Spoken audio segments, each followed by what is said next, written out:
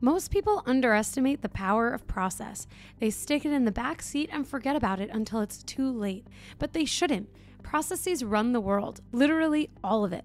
Stocked supermarkets, on-time trains, and safely landing planes are all made possible by systems of intricate, interlinked processes. They are the secret sauce of every great company, and HR teams are responsible for some of the most important processes of all. Onboarding employees, building teams, crafting culture. These vital systems are the lifeblood of every organization. That's why this episode is brought to you by Process Street, the process platform of choice for HR teams around the world. Process Street is a no-code platform that lets you transform your most important HR processes into powerful workflows. Design beautiful employee onboarding experiences with extreme engagement that increase inclusion and reduce turnover. Sync tasks into Slack or Microsoft Teams, automate emails, handoffs, and so much more. Thousands of teams, large and small, trust Process Street to manage their most important people processes. Like Salesforce, that used Process Street to onboard all the 3,000 Slack employees after the $27 billion acquisition. You can learn more and sign up for a free account at www.process.st.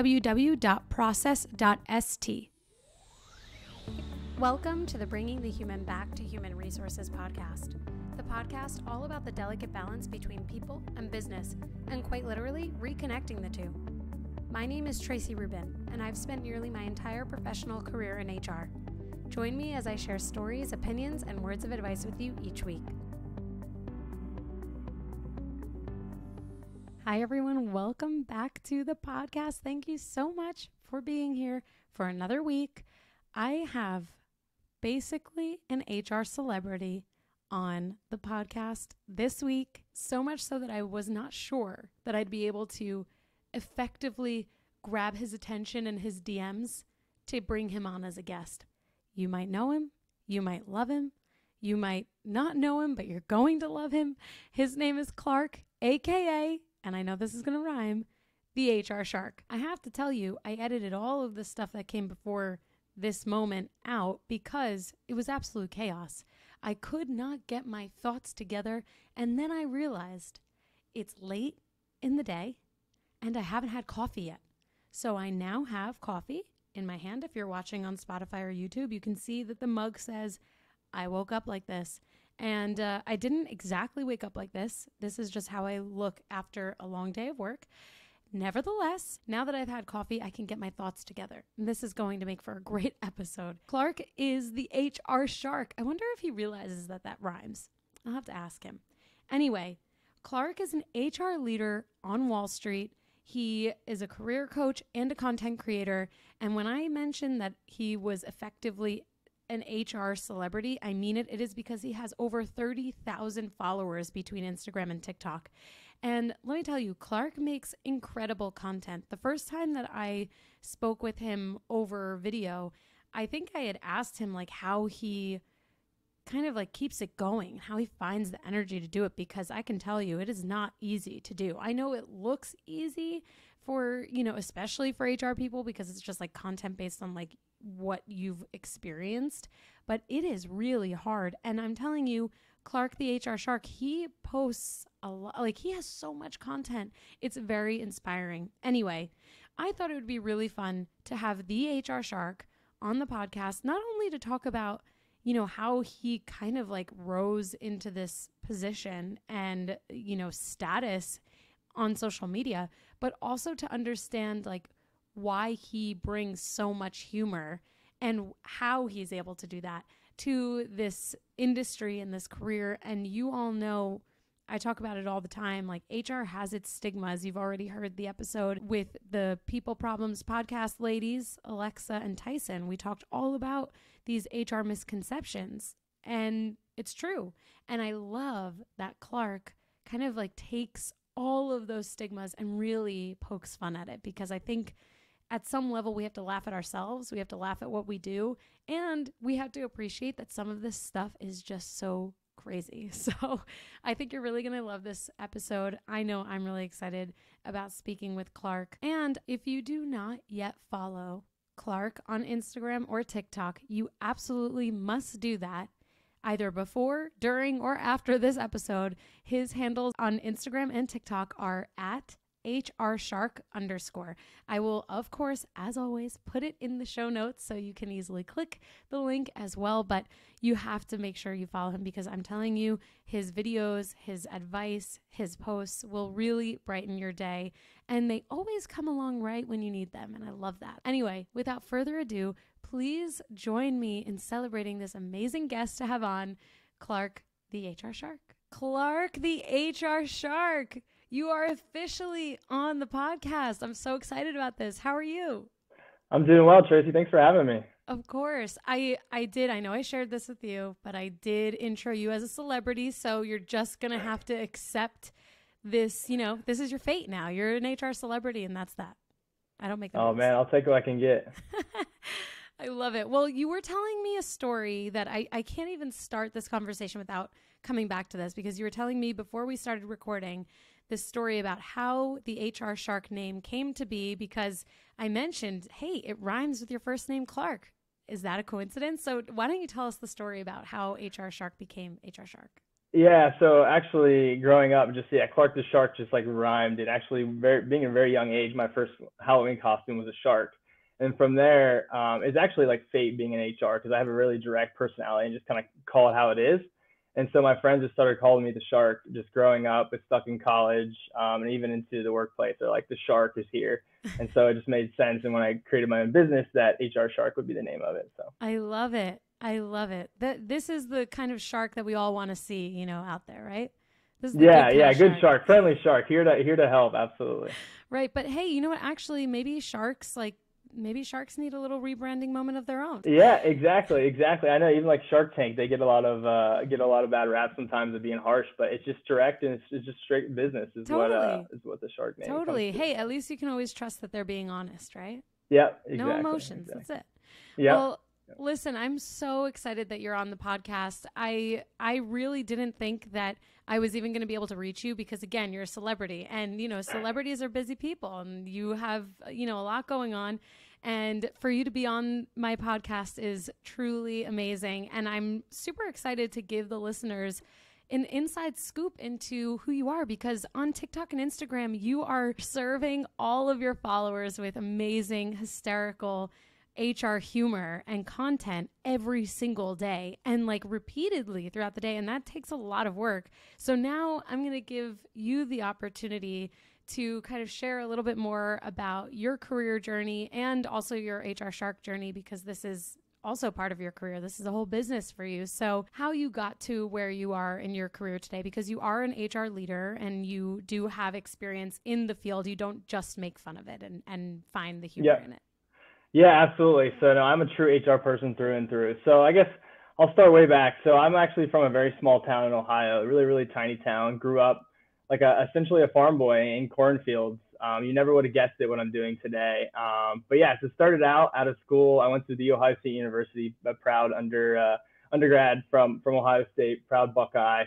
After school, I went to an HR rotational program where I traveled all around the country in HR, doing an HR journalist type of role, and really cut my teeth, learned your typical FMLA, short-term disability, those types of HR type of policies. And then from there, I landed in Fort Worth, Texas, with my last rotation of that program. And manufacturing just wasn't for me. It was just not really my passion sat at the time. So I pivoted into banking. So I made the move over to Capital One. Capital One is a great company, very tech-oriented firm. And so really that's where I found my niche in HR, which is specifically in technology. And so I spent about 2 years there. And then from Capital One, I'm currently at the firm, which is a big Wall Street bank. I'm not going to mention the name on the podcast, but right there, I'm currently supporting a big, large group within the firm. And like, if you would have told me the small town boy from Ohio would be where I am today, I would have told you you're absolutely crazy. And that's really what made me create my business, HRShark. From there, I wanted to give back to people, because a lot of people don't escape the small towns. They get stuck in the routines of being in a small town. There's nothing really else out there. And so with HRShark, my goal is to give back and to help those people, because I've been so fortunate to get to where I am today. And so it really just started with like, how do I reach an audience? How do I get to people to find me, to figure out who I am? That really started with like HR humor. So everyone like gives HR a bad name. And so instead of like trying to fight back and just stand up for HR, just like spin it into a positive way and make it for a laugh. And people can really learn from that. And that's really, really where my platforms have taken off. It's like you spin evil HR as a funny joke. It's like you'll see me laughing evil and like talk about like, hey, don't tell a recruiter how much money you make. So that way you make more money and you're negotiating at the end of the interview process. So little things like that have really helped me and really helped my brand in terms of HR. But yeah, I'm an HR person through and through. Love it. I crack jokes at it all the time, but at the end of the day, I always stand up for HR. So I love it. Well, this is truly like an HR characteristic. Loving what you do and also finding all of the ways to poke holes and poke fun at the career and the industry. And actually, I think it's what makes for a really strong HR leader is like understanding where some of these stigmas kind of sit and almost like working to be a catalyst to those things. And I think what I love the most about your content is the evil HR because it's hysterical and people really enjoy the content that has to do with like their actual lives and their careers. You have over 30,000 followers between Instagram and TikTok. Like that is incredible. And, you know, it's 30,000 people that are actively engaging in the work that you're doing. When did you first realize this potential for being able to have the fun and also educate? And then beyond that, what do you think makes HR such an easy target for some of this like commiserating that we do with one another and also, you know, laughing at our own stigmas? Yeah, so it really started, I mean, I've been giving like career advice my whole career, just like friends and family would reach out and just say, hey, you're in HR, help me with this, help me with that. And just helping so many friends and family over the years, they'd be like, hey, you should get on Instagram and TikTok and do this. And I typically I'm a very straight-laced person. Like I'm like, originally if you would have told me I'm on TikTok with almost 30,000 followers, I'd be like, you're absolutely crazy. That's for like a bunch of Gen Zs that want to dance and stuff. But it turned into a thing. It was like the algorithm just took off and it would just be able to help and get exposure to more and more people. And it's like the community that I've built has been like nothing but amazing. Like just reaching out, like your videos have helped me get like escape a toxic environment. It's helped me negotiate more money. It's helped me pay for my kids' college. Like stuff like that has really impacted me personally. And it feels like I'm giving back to the greater good versus just myself personally in my career.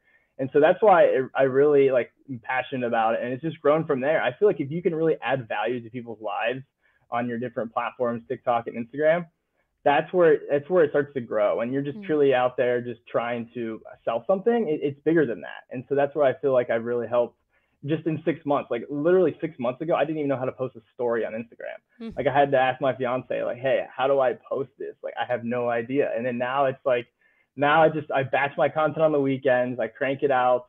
And so I automate everything during the week. I'm super busy. But yeah, it's total fun. It's a really good time. But your second question, in terms of why HR kind of sticks out. Hey everyone, I wanted to take a quick break to tell you about the Employee Onboarding Podcast by Process Street.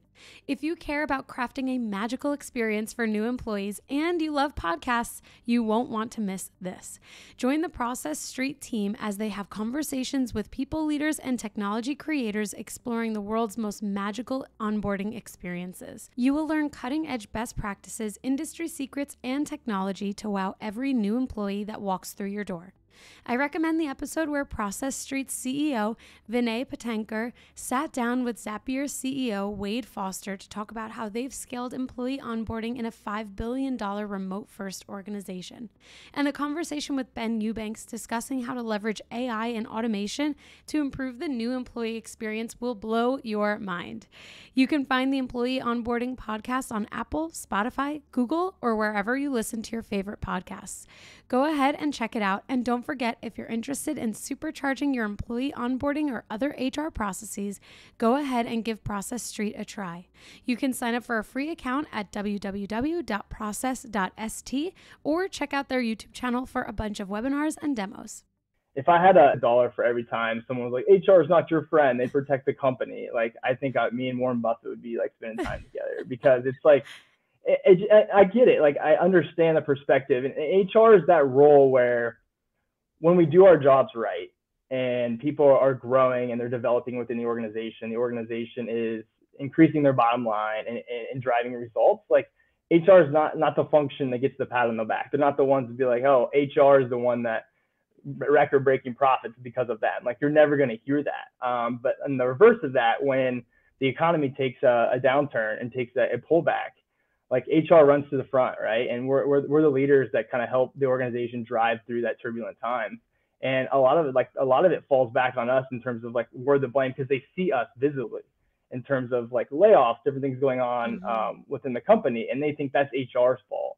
So it's easy to say HR doesn't do anything; they just sit in the back office and follow what leaders do. But like, as HR people know, we know what goes on behind the scenes, and we are there to absolutely do what's best for the employee at the end of the day, as well as keeping the organization and their goals in line as well. Totally. It's true. I mean, and we'll get into some of the misconceptions. And actually, I feel like I've been on a little bit of a misconceptions theme recently, because actually by the time that our episode comes out, there will be an episode that was already released where it's a second part to a podcast swap that I did with the People Problems podcast. And we talk all about the misconceptions. And so this is a bit of a road show for me this summer. But before we get into some of those misconceptions, I think we can both agree being in HR is tough. It is definitely not for the faint of heart. It can be thankless most often. And, it's definitely hard enough. But being a social media personality or, business, anyone that's like really fully putting themselves out there on social media is also really hard. How do you balance it all? And how do you find ways to kind of keep it fun and keep that energy for, behind why you started it at the forefront? Yeah, it's tough. And I mentioned a little bit earlier. So on the weekend, so I'll batch it all. So I'll make 15 to 20 videos. And then just over the weekend, when I'm like in the car, like we're going somewhere to dinner, and I'll let my significant other drive, and I'll just edit my videos. We're sitting there on the couch watching Netflix in and out and just edit the videos. And so I do a lot of it there. And I find a lot of my content actually just like being a consumer, right? And consuming the like different, like on the different platforms. So understanding what's trending, what's going on, and just really taking those videos that are trending sounds and different effects, and really just putting my own spin on it. So what would I relate to? What would I think is funny? And it's really just helped me develop that muscle in terms, because like working in corporate America, like I don't get to use the creative muscle. I mean, working for a big bank, like there isn't like, I can't reinvent the wheel every single day at work, right? And so being able to create my own content and put that creative thinking has really developed that for me personally. And it's like almost like a different side of me that I haven't really seen before. And it's like, I have my friends are like, did you create this? Who created this content? I'm like, it's all me. It's just really just a different type of different personality of myself that I don't really get to express that much. And so that's really what brings out the fun in me. But it's tough. Like, you have to be consistent.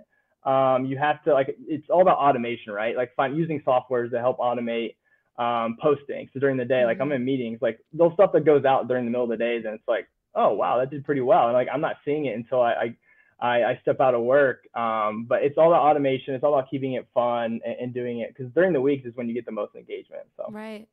No, that's really helpful. And I'm sure that there are listeners out there that are going to love the questions at the end of this episode that I have for you, specifically for those who might want to do something kind of along the same lines and really allow their creative juices to flow, if you will. But before we get on to that fun stuff, let's talk a little bit about these misconceptions and these stigmas. What are some of the misconceptions in your opinion that people have with HR, and why is HR so misunderstood? Yeah, so I would think some of the biggest ones, it's like, oh, HR is the one who decides who to fire people. And so we can advise. So we advise on what's going on. And the way I look at it from an HR perspective is like, we don't fire anybody, and managers don't fire anybody. Like, employees fire themselves. Like it's clear as day, like what the policy reads. And if they don't understand that's where HR needs to do a better job of understanding what's right and wrong in your workplace. And so HR is typically like, managers will hide behind that. You'll see it in some of the organizations I've been at previously, is they will hide behind HR because they don't want to have a tough conversation. At the end of the day, I feel like I spend the majority of my job is just coaching managers, advising managers to have those tough conversations when it comes to year end, when it comes to compensation.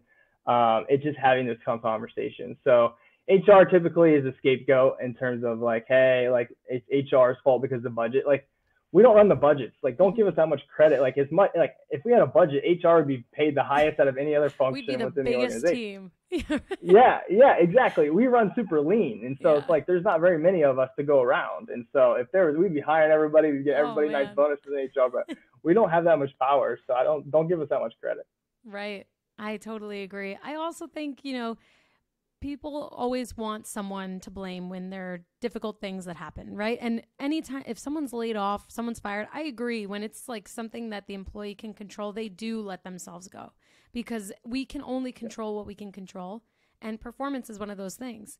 But in circumstances where, it's just an unfortunate business decision, it does kind of lessen the blow when someone has someone to blame. And HR is an advisor. They are a resource.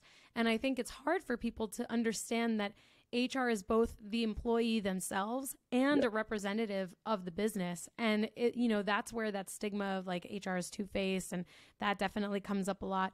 I think it also kind of stems from that, and why HR is so misunderstood, because it is kind of hard to reason that HR is both the employee and the business. But at the end of the day, it is what it is. And we have to have the right people in role to ensure that we are breaking down those stigmas, because like anything else, there are people who are not in the right roles, and kind of, keep these stigmas alive for sure. Yeah, absolutely. And the way I always looked at it, like in terms of like layoffs. So, and I had a first boss tell me this, and like really resonated with me, is like once the employee gets over that like ego type of like, wow, I just been laid off, like we're freeing them up to go do something that is a better fit for them personally.